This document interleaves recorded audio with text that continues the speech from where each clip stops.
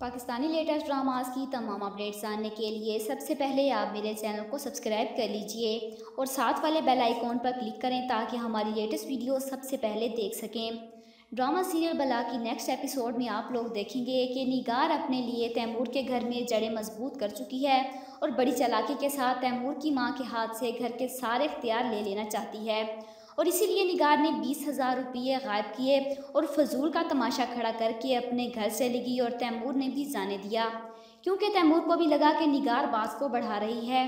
लेकिन जब निगार के जाते ही शम्मा बेगम का दरवाज़ा तैमूर को खुला मिलता है तो तैमूर के दिल में भी शक पैदा होने लगता है कि उसकी माँ ही ने जानकर सारा ड्रामा किया है, जबकि बेचारी तो निगार के जुल्म की शिकार बनी हुई थी। निगार ने तो अपने बाप के घर जाते ही उनका जीना हराम कर रखा है और जुनैद के पीछे पड़ कर अपने बाप का सुकून बर्बाद कर दिया। बेटी का घर बसाते बसाते बेटे का घर उजाड़ बैठी हैं, लेकिन उसे अपने अलावा किसी की कोई परवाह नहीं है। और जब निगार के वालिद का निगार का पागलपन देखकर उनका सब्र टूट जाता है तो वह निगार को एक ज़ोरदार थप्पड़ लगा देते हैं और कहते हैं कि बीवी है तो उसकी तलाक देगा और तुझे तलाक देगा तो मेरे घर मत आना, ईदी होम चले जाना। जिस पर निगार हैरान हो जाती है। जुनैद के लिए मुझ पर हाथ उठाया, मुंह भर भर कर बद्दुआएं भी दी।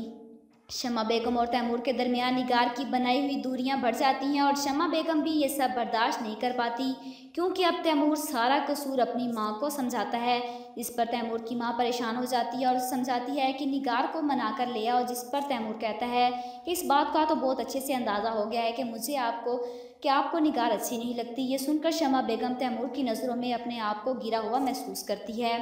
उनका जी चाहता है कि ज़मीन में समा जाए। वो परेशान हो जाती है और हाथ जोड़कर अपने बेटे के सामने सफाई देती है, माफ़ी मांगती है, जिसे देखकर तैमूर का दिल भी पिघल जाता है और अपनी माँ को संभालता है। तैमूर निगार को मिस करता है, उसे महसूस होता है कि उसकी माँ ही गलत है, इसलिए वो निगार को मनाने पहुँच जाता है।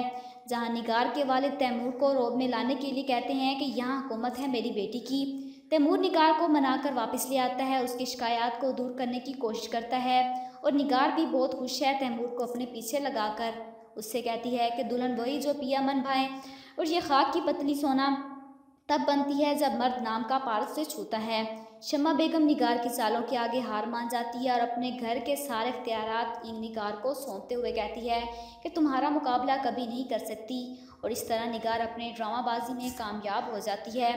तो दूसरी तरफ बतूल सालिया बाजी से पूछती है कि निगार को मेरे और हमजा के बारे में आपने बताया, जिस पर वो कहती है नहीं। निगार बतूल की जासूसी करने लगती है और उसे फ़ोन पर हमजा से बात करता पकड़ लेती है और घबराहट में बतूल के हाथ से फ़ोन गिर जाता है और वह बतूल से कहती है कि तुम मुझे अपना राजदार बनाओ, मैं तुम्हारी मोहब्बत में तुम्हारा पूरा साथ दूंगी। और यहाँ पर निगार बतूल की कमज़ोरी का पूरा फ़ायदा उठाएगी और बतूल निगार को अपना मुखलिस समझकर सब बता देगी। शम्मा बेगम को जब पता चलता है कि तैमूर बाप बनने वाला है, मैं दादी तो बहुत खुश होती है और सब बातों को भूलकर निगार को मिठाई खिलाती है। किस तरह निगार एक हंसते बसते घर को उजाड़ रही है। तो जिन लोगों को मेरी ये वीडियो पसंद आई हो तो प्लीज़ उसे लाइक कीजिएगा, अपने दोस्तों के साथ शेयर कीजिएगा और मेरे चैनल को सब्सक्राइब कीजिएगा। Thanks for watching.